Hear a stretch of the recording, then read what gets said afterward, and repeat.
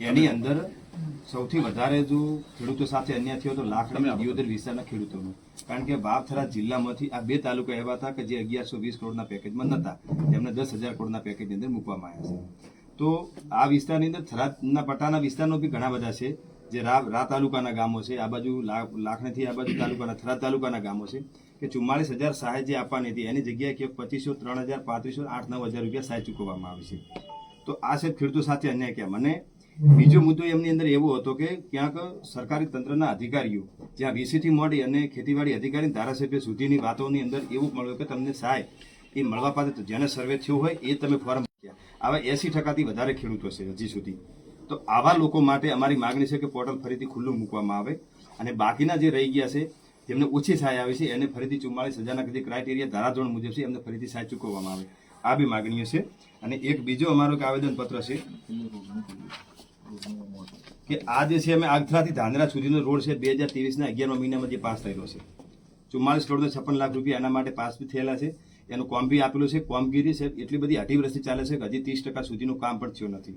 અમે 4 વખત એ રોડ ઉપર સ્થાનિક લોકો દ્વારા આંદોલન પણ કરી ચૂક્યા છે. પાલનપુર કલેક્ટર સાહેબશ્રીને આ જિલ્લો બન્યા પહેલા અમે ત્યાં પણ રજૂઆત કરી ચૂક્યા છે, પણ તો કોઈ નિરાકરણ આવતો નથી. એ અધિકારીઓને સાઈડમાંથી એટલા 15-15 ફૂટના ખાડા ખોદીને મૂક્યા છે કે જેના થકી અકસ્માતો સર્જ્યા છે. 2-3 તો વ્યક્તિ એવો છે કે હજી ખાટલામાં છેલ્લા 18 મહિનાથી પડ્યા છે. કરોડરજ્જુની પ્રોબ્લેમ થઈ ગઈ છે.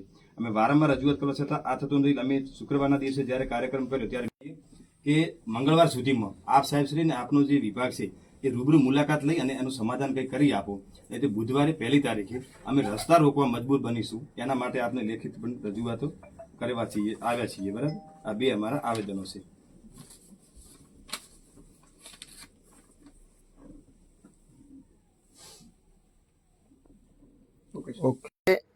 અમે અહીંયા વાવથરા જિલ્લાના કલેક્ટર સાહેબને આવેદનપત્ર આપવામાં આવ્યા હતા. એમાં અમારી એક જ માગણી છે કે લાખણી અને દિયોદર વિસ્તારના ખેડૂતો છે, બાકીના પણ વિસ્તારોના ખેડૂતો છે, એમને જે સહાય હતી પાક નિષ્ફળની જમીન ધોવાની પૂરતી મળી નથી. ક્યાંક કોઈકને ફોર્મ ભર્યા છે તો સહાય નથી આવી, કોઈ કે ફોર્મ ભર્યા છે સહાય આવી છે તો 2500, 3,000, 3500, 8,000 આવી સહાય આવે. જ્યારે સરકારે 44,000ની જાહેરાત કરી હોય અને જો 5,000 રૂપિયા, 8,000 રૂપિયા સહાય આપે એ તો બાકીની સહાય ગઈ ક્યાં. એટલે સરકારશ્રીને અમે વિનંતી કરી છે, આવેદન છે કે જે લોકોને સહાય તમે જે ફોર્મ ભર્યા છે એને આપી છે અને બાકીની એ નથી મળી જે રકમ એ ખેડૂતોના ખાતામાં નાખવામાં આવે અને ફોર્મ ક્યાંક સરકારી અધિકારીઓ દ્વારા અફવાઓ ફેલાવવામાં આવી. સર્વે થયો હોય તો તમે ફોર્મ ભરજો અને સર્વે ના થયો ફોર્મ ના ભરતા. તો આવા લોકો સર્વે તો કોઈ જગ્યાએ થયો જ નહોતું, તો આવા ખેડૂતો રહી ગયા કે ભાઈ ફોર્મ ભરવાની જરૂર નથી. એ ખોટી અફવાના કારણે અને એમના લીધે ખેડૂતો 80%થી વધારે વંચિત રહી ગયા. એ તમામ ખેડૂતોને ફરીથી પોર્ટલ ખુલ્લું મૂકી અને એવા લોકોને ખેડૂતોના ખાતામાં સહાય નાખવામાં આવે એના માટે અમે પણ આવેદનપત્ર આપ્યું છે.